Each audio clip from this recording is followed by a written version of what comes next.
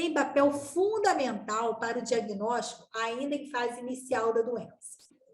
Quando a Sociedade Brasileira de Mastologia fala em mamografia preventiva, ela não está querendo dizer que a mamografia ela previne o câncer. O que ele entende, o que a Sociedade Brasileira de Mastologia entende quando ela utiliza esse recurso? Ela está dizendo o seguinte: eu previno que essa paciente detecte essa doença tão avançadamente, de forma que o prognóstico dela seja ruim. Então, ela é preventiva do quê? De que o tratamento, quanto mais cedo iniciado, melhor o prognóstico de cura dessa paciente. Então, esse é um termo que foi utilizado pela Sociedade Brasileira de Mastologia e que acabou virando assim, entendido de forma errada por algumas pessoas. Não que a mamografia previna, mas ela previne o quê? Que a paciente descubra no estágio mais avançado, né? Se eu tenho a partir dos 40 anos o direito de fazer mamografia, na verdade, o que aconteceu? O SUS, ele determinou algumas regras em relação à mamografia. Então, vamos lá. Toda mulher brasileira, a partir dos 40 anos, tem direito anual a uma mamografia. Ponto. Qualquer mulher, Tatiana? Qualquer mulher. Qualquer mulher, independente se tem histórico familiar ou não, ela tem direito, a partir dos 40 anos, a fazer uma mamografia. Isso era assim há algum tempo atrás? Não, isso é assim de uns 10 anos para cá. Antes disso, era a partir dos 45 anos. Hoje, é a partir dos 40. Paciente que tem histórico familiar de câncer de mama. Eu tive lá uma prima de 3º grau que teve câncer de mama. Essa paciente vai ter direito a fazer a mamografia a partir dos 30 anos. Eu tenho um histórico familiar de câncer. Todas as gerações da minha família morreram de câncer. Essa paciente tem direito a uma mamografia anual a partir dos 35 anos.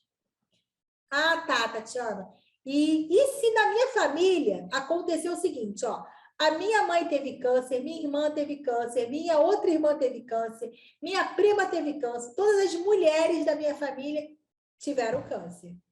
Essa paciente tem que fazer o acompanhamento de rastreio, dependendo da gravidade desse câncer familiar, a partir dos 20 anos. Mas eu ouvi falar que com 20 anos, a mama da mulher ela é tão densa que não dá para fazer mamografia porque fica ruim do médico laudar. Como é que é feito, então, Tatiana? Ela vai fazer a ultrassom e, tendo uma imagem muito suspeita, complementa-se com a mamografia. Se tiverem dúvidas, podem me parar para perguntar, tá? Eu vou só beber um pouquinho de água.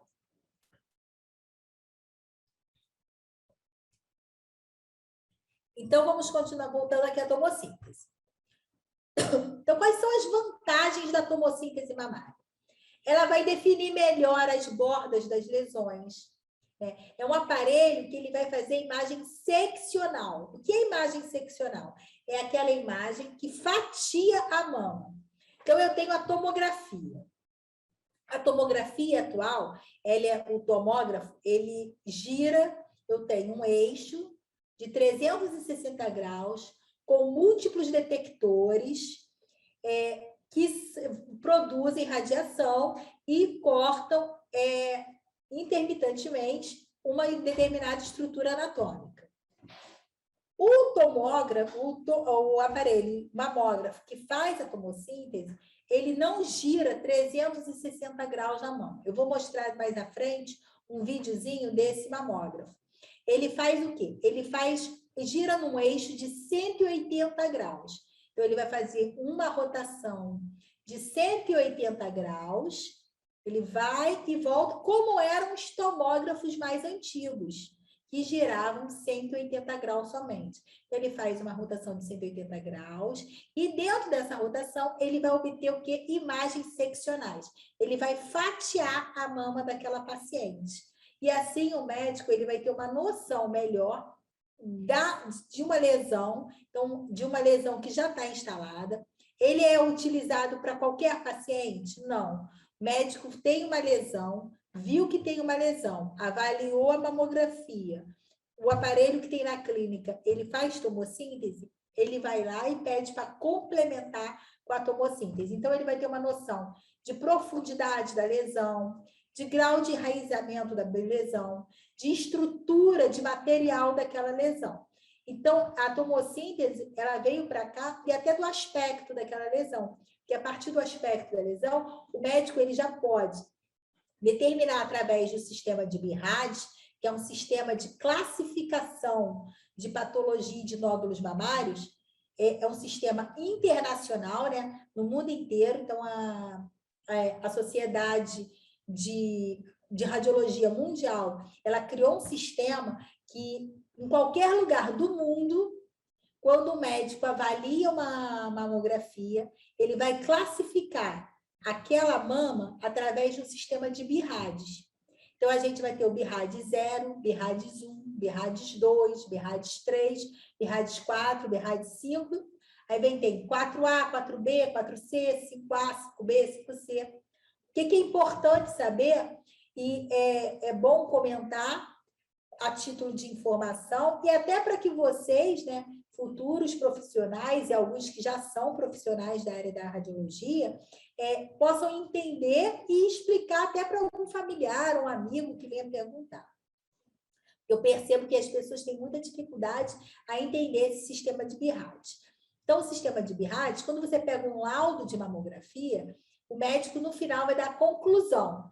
Mama esquerda, BIRAD 0. Mama direita, BIRADs 2. Quer dizer, o que ele quer dizer com isso? Olha, na mama esquerda, se você for ler a descrição do laudo, ele encontrou algum tipo de lesão que ele não soube classificar que lesão era, e ele precisa de um complemento para dizer que tipo de lesão é aquela. Então, ele vai dizer o seguinte, olha, eu preciso que a paciente complemente com uma ultrassonografia, eu preciso que, caso o aparelho tenha tomossíntese, eu preciso que a paciente complemente com a tomossíntese mamária, para eu entender que tipo de lesão é aquela. O BIRADs 1 também é um BIRADs indefinido.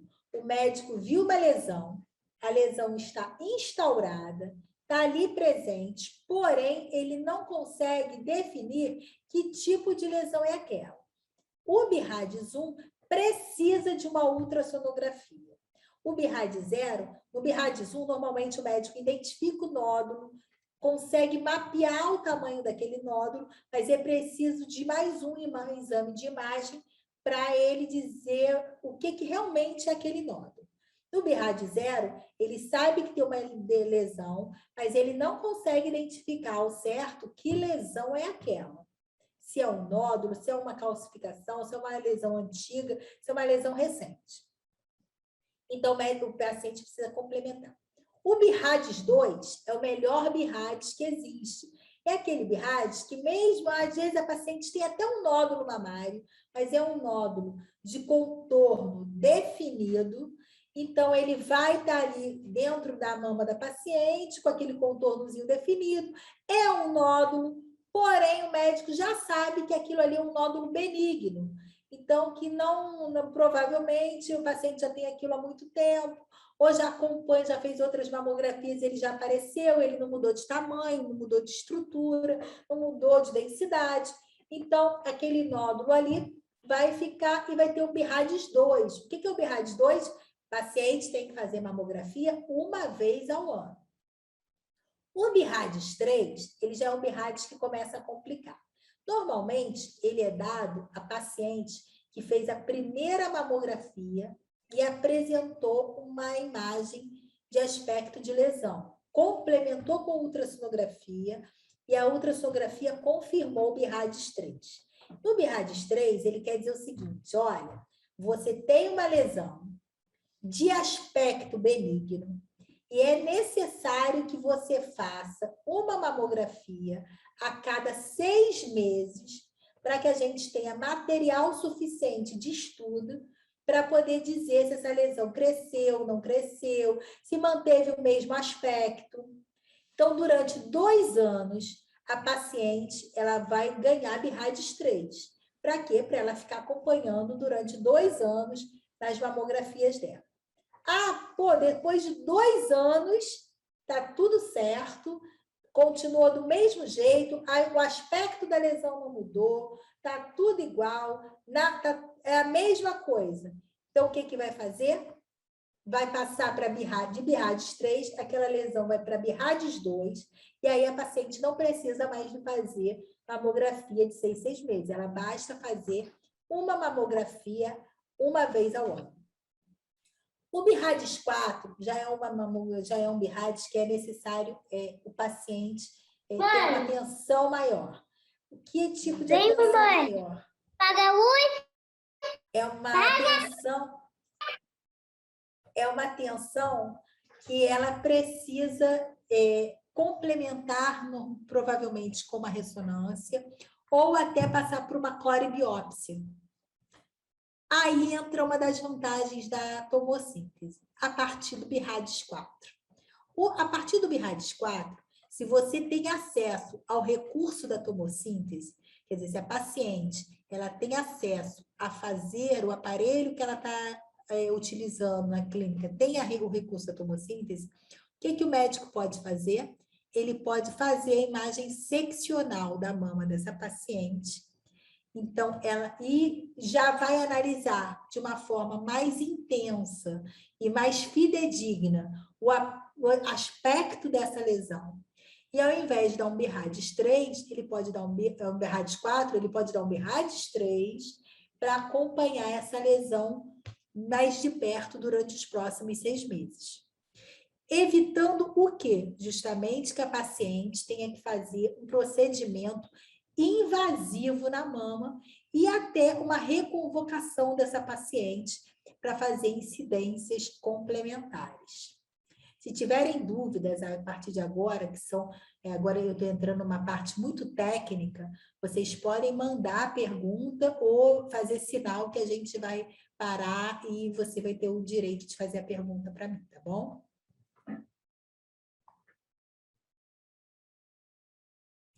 Bota aqui.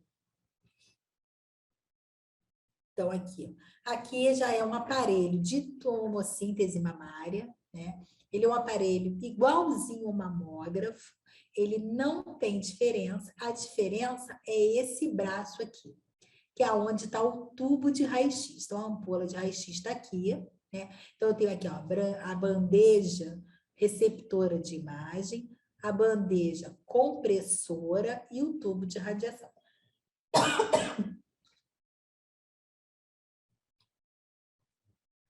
A diferença é que esse braço aqui, superior, ele faz um basculhamento, quer dizer, ele basculha 180 graus. Então, ele faz um movimento de 90 graus para a direita, 90 graus para a esquerda, né? E produz uma imagem fatiada da mama. Então, aqui, ó. Aí eu vou ter, dentro desse eixo, que ele vai fazer esse basculhamento, né? Que ele vai fazer essa rotação desse eixo de 180 graus, ele vai produzir exatamente isso, várias fatias da mama. Então, ó, a paciente tem um nódulo, o nódulo está aqui, onde está a minha setinha. O médico vai poder ir acompanhando, ó, o aspecto do nódulo, conforme vai mudando de fatia. E, inclusive, começar a identificar outros nódulos próximos que ele não conseguia ver aqui na primeira fatia. E, provavelmente, ele também não conseguiu identificar lá na mamografia. E aí ele consegue, inclusive, ver nódulos próximos ou até mesmo o prolongamento desse nódulo, Quer dizer, em algumas fatias pode ser que o nódulo esteja nessa altura e conforme for mudando, esse nódulo vai se prolongando ao longo do exame, o que vai dar ao médico uma noção de profundidade daquela lesão. Então, esse aqui é um mamógrafo da Siemens, né? Aqui é o braço que vai girar os 180 graus, bandeja compressora. Aqui é o comando da técnica. Aqui eu tenho a mesa de comando e aqui eu tenho o meu vídeo onde eu vou ver a imagem que foi recebida, né? Aqui é o receptor da imagem, essa imagem vai estar aqui nessa tela de computador para que eu trabalhe essa tela. Você vai ver que é um mamógrafo comum, né? Tem os pedais da compressão, tem o compressor, tudo igualzinho. A diferença é que ele faz esse basculhamento e produz a imagem seccional da mão. Então, aqui, ó. Aqui é uma mamografia, uma imagem normal, né, da mão, uma imagem digital, de uma mamografia digital, seja ela de imagem digitalizada ou de imagem digital mesmo. O médico, ele tem o recurso da lupa, né? O médico que lauda a mamografia, ele tem um monitor. Nesse monitor, onde ele recebe essa imagem, ele tem o recurso da lupa. Ele coloca uma lupinha, ele vai lá, aperta aqui, ó. Esse aqui é um monitor de médico, né, onde o médico lauda. Então, ele consegue botar, normalmente, é duplo monitor. Eu tenho um monitor para eu ver mama direita, um monitor para ver mama esquerda, e nessa barrinha inferior eu tenho os comandos que o médico pode usar. Então, ele tem aqui formas de mensurar, régua de mensuração de tamanho de nódulo, eu tenho réguas de mensuração, inclusive para eu saber se a técnica fez o exame corretamente, né? Existe uma medida que é feita daqui, ó, do finalzinho, aqui eu tenho uma mama, glândula mamária, músculo peitoral maior. Existe uma medida, tem como o médico saber se a técnica puxou a mama da paciente corretamente? Tem como o médico saber. Como é que ele faz? Ele vai aqui, ó, no finalzinho do músculo e mede a distância dessa parte final até o mamilo. Ele puxa aqui, ó, parte final do músculo reto peitoral e mamilo. Essa medida ela tem que coincidir na incidência crânio-caudal com a parte aqui final da mama, na crânio-caudal, até o mamilo. É permitido uma diferença aí de 1 centímetro para mais ou para menos. Mais que isso, quer dizer que a técnica não puxou a mama corretamente para fazer incidência crânio-caudal. Outra coisa que também eu tenho visto muitas pessoas perguntando, até porque hoje em dia eu estou trabalhando 3 vezes por semana com mamografia, e eu vejo estagiário me perguntar, até outros colegas técnicos me perguntando, se sempre vai se ver o músculo peitoral maior? Não, nem sempre na crânio-caudal a gente vai ter essa visão muito nítida do músculo. Algumas pacientes a gente vai ver só um filetinho de músculo, ou então a gente vai ver só uma área um pouquinho mais clara, depende muito da anatomia da paciente. Eu, com a minha experiência, eu descobri o seguinte, na literatura diz que na média lateral oblíqua, eu tenho que ter uma obliquidade de 45 graus. Porém, eu falo o seguinte, essa obliquidade, isso aí foi tudo definido num padrão, num biotipo de uma mulher que não é o padrão brasileiro, né? Como são nossos livros, nossos tratados de radiologia. Nós temos um livro brasileiro, que é o livro do Beazzoli, e tem o Bom Traje, que é um livro, que é um tratado, né, que é o nosso Papa, nosso dicionário da radiologia, mas que ele foi criado a partir de um biotipo que não é o biotipo do brasileiro. Então, nós temos algumas incidências que, se a gente usar aquela angulação, eu não consigo produzir uma imagem tão fidedigna à imagem original, que é o objetivo final daquela incidência. A mesma coisa vale para a incidência médio-lateral oblíqua. Então, na incidência médio-lateral oblíqua, nem sempre os 45 graus precisam ser usados. Às vezes, por conta do biotipo, você posiciona a paciente, você angula 35, 30, 55, 50. Para quê? Para você tentar obter ao máximo uma imagem próxima a essa imagem que vocês estão vendo, pegando o máximo possível do músculo peitoral maior. Gente, se tiverem dúvidas, podem perguntar, tá? Eu estou acostumada a dar palestra presencial. Então, os alunos perguntarem, a gente se movimentar, não dá para lá e para cá. Esse negócio de dar palestra sentada e só eu falar é muito estranho. Então, podem perguntar mesmo. Não me incomoda. Então, aqui eu tenho uma magnificação de uma imagem digital, são alguns recursos que as imagens digitais elas nos fornecem, né? Então, eu tenho aqui uma mama, uma incidência médio-lateral oblíqua da mama. Essa daqui é uma mama direita, tem uma incidência médio-lateral oblíqua da mama direita. E aí, o médico, ele quer fazer uma magnificação digital. Ele vai lá na área que ele quer magnificar, que no caso foi na mão esquerda, ele pegou a imagem que ele quer magnificar, a área que ele quer magnificar, e ele dá um zoom que vai produzir uma imagem bem parecida, como se a técnica tivesse utilizado o sistema de magnificação em sala. O outro recurso, ele é bem legal, que eu excluí o recurso da imagem reversa, né? Que é como se fosse uma imagem subtraída, que a gente utiliza muito nos exames com contraste. Eu vou produzir uma imagem reversa. Tudo que é escuro na mama vai ficar claro, tudo que é claro vai ficar escuro. Então, eu vou fazer a imagem reversa exatamente na área de glândula mamária.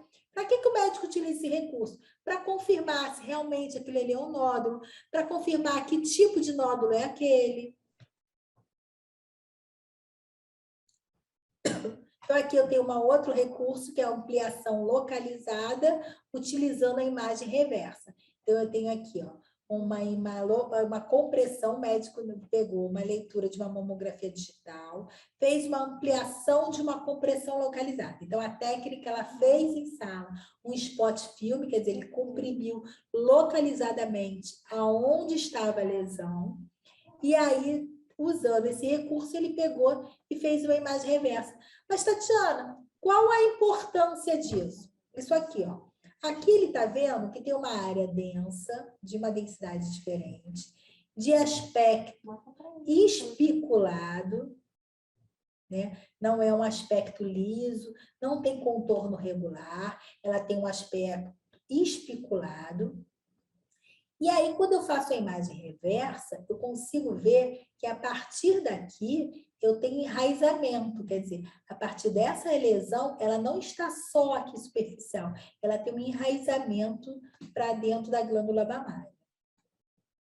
É importante ressaltar o seguinte, o câncer, ele é uma doença que o nosso organismo não entende que ela é ruim para a gente. O câncer, o nosso organismo entende que ele é bom. O nosso organismo... Por que câncer não dói? Por que você não sente que tem um nódulo cancerígeno crescendo em você? Porque o teu organismo entende que ele é bom, que ele faz parte dele. Então, o que o teu organismo ele entende? Bom, se ele é bom para mim, se ele faz parte de mim, eu vou nutrir ele. Então, ele é a célula mais nutrida do nosso organismo. O nosso organismo entende tanto isso que ele nutre esse tumor com sangue arterial e venoso. Então, ele nutre, ele recebe tanto sangue, que ele consegue crescer de forma desordenada e aceleradamente. Então, quer dizer, essa forma desordenada e acelerada gera isso. Um nódulo sem contorno, porque ele cresce acelerado e desordenado, ele cresce para todos os lados, então eu vou ter esse aspecto sem contorno, não é nada regular, Então, se a gente vê uma lesão de aspecto regular, redondinha, com borda, eu consigo determinar a borda da lesão, ela tem uma grande probabilidade dela ser benigna. Tem pergunta. Tem uma pergunta. Tem uma pergunta. Vou parar aqui um pouquinho para responder. O Isaac está perguntando. Quem? Quando o Isaac Alves. Ah. Quando deve ser realizada a tomossíntese mamária? Ela deve ser realizada quando existe esse recurso no equipamento de mamografia e o médico ele quer confirmar uma lesão que já foi identificada na mamografia. Ele é um recurso para evitar que a paciente tenha que passar por um procedimento mais invasivo, como a mamotomia, estereotaxia, coribiópsia, que é colher um pedaço daquela lesão e mandar para citopatologia para determinar se ela é benigna ou maligna. Então, ela é utilizada nesses momentos. Eu fiz uma mamografia, eu tenho uma lesão. O médico ele quer aprofundar-se no estudo dessa lesão antes de mandar a paciente para uma coribiópsia ou para um outro tipo de biópsia, como estereotaxia ou mamotomia. O que ele vai fazer? Ele pede uma tomossíntese mamária. É nesses momentos. Tem uma outra aqui, Tati. A prótese de silicone interfere no diagnóstico do tumor ou no exame? Não, ela não interfere. A paciente com prótese, ela pode fazer a mamografia tranquilamente, né?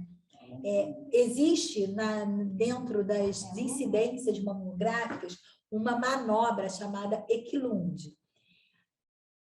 Entre aspas, gente, na teoria, a gente diz assim, a gente vai deslocar a prótese. Toda vez que eu dou aula para o curso de capacitação de mamografia, eu falo para as alunas, nunca digam à paciente que você vai deslocar a prótese dela, porque ela vai achar que vai sair da sala de exame, achando que você tirou a prótese do lugar, que a prótese saiu de posição.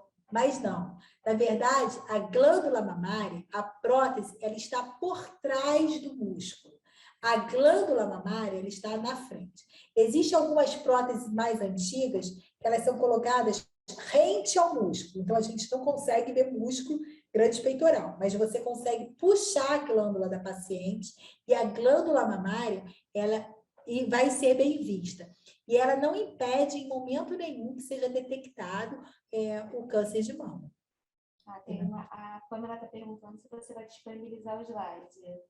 Não, os slides não foi permitido eu disponibilizo os slides. Tem uma outra pergunta. A tomossíntese mamária tem alguma contraindicação para se realizar? Olha só, não disponibilizo o slide, mas caso vocês queiram algum material em PDF, eu posso disponibilizar. A tomossíntese mamária tem alguma contraindicação para se realizar? Não, não existe contraindicação para se realizar. A única questão é que a tomossíntese mamária, por ela utilizar um pouco mais de radiação, que a mamografia convencional, né, que a mamografia, seja ela digital, digitalizada, convencional, é necessário que haja o princípio lá da radioproteção, né, o princípio da justificação.